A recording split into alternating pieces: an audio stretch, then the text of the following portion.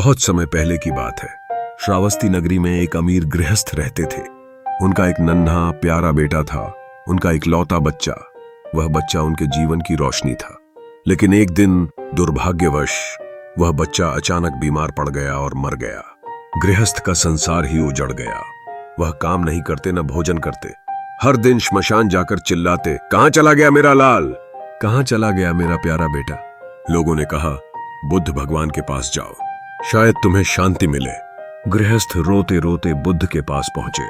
उन्होंने प्रणाम किया और एक कोने में बैठ गए। बुद्ध ने शांत स्वर में कहा, गृहस्थ, तुम्हारी इंद्रियां विचलित हैं, तुम्हारा मन स्थिर नहीं है। गृहस्थ फूट फूट कर बोले, भगवान, मेरा इकलौता पुत्र मर गया, मेरा जीवन सूना हो गया है, अब मैं जीना ही नहीं चाहता। बुद्ध ने कहा, गृहस्थ, यही संसार का नियम है। जो प्रिय होता है उसी से मोह होता है, मोह से आसक्ति, और फिर उसी से दुख, शोक, पीड़ा और बेचैनी जन्म लेती है। गृहस्थ चौंक गए, भगवान, प्रिय से तो सुख और आनंद मिलते हैं, दुख कैसे?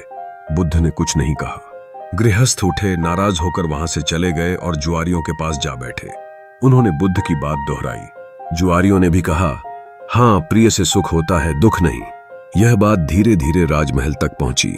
राजा पासे नदी ने रानी मल्लिका से पूछा, क्या यह सच है? क्या प्रिय व्यक्ति ही दुख का कारण बनता है? रानी मल्लिका ने कहा, अगर यह बुद्ध ने कहा है तो यह सत्य है। राजा को क्रोध आ गया, तुम हर बात में बुद्ध की हां में हां क्यों मिलाती हो? जाओ यहां से। रानी चुपचाप मुस्कुराई और एक ब्राह्मण को बुद्ध के पास भेजा। ब्राह्मण ने जाकर बुद्ध से वही प्रश्न पूछा। बुद्ध ने कहा, हां, जो प्रिय होता है वही दुख का कारण बनता है। मैं तुम्हें उदाहरण देता हूं। फिर उन्होंने एक के बाद एक अनेक घटनाएं सुनाई। एक मां अपने बेटे की मौत से पागल हो गई। एक पति अपनी पत्नी की याद में पागल हो गया। एक औरत ने अपने पति से बिछड़ने पर आत्महत्या कर ली। किसी की बहन मरी, किसी का पिता, किसी की बेटी, और सब मोह में पागल हो गए। इससे समझो, बुद्ध ने कहा, जिनसे हम गहरे जुड़े होते हैं उनका खो जाना हमें तोड़ देता है। इसलिए दुख उन्हीं से उपजता है जो हमारे लिए सबसे प्रिय होते हैं। ब्राह्मण लौटकर रानी मल्लिका को सब बताता है। रानी अब राजा के पास जाती है और मुस्कुराकर पूछती है, राजन, क्या हमारी बेटी वजीरी आपको प्रिय है? राजा बोले, वह तो मेरे प्राणों से भी प्रिय है। अगर वह न रहे तो आपको कैसा लगेगा?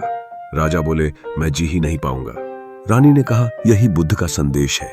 राजा चौंकते हैं, सोच में पड़ जाते हैं, फिर हाथ जोड़कर 3 बार प्रणाम करते हैं। नमो बुद्धाय, नमो बुद्धाय, नमो बुद्धाय।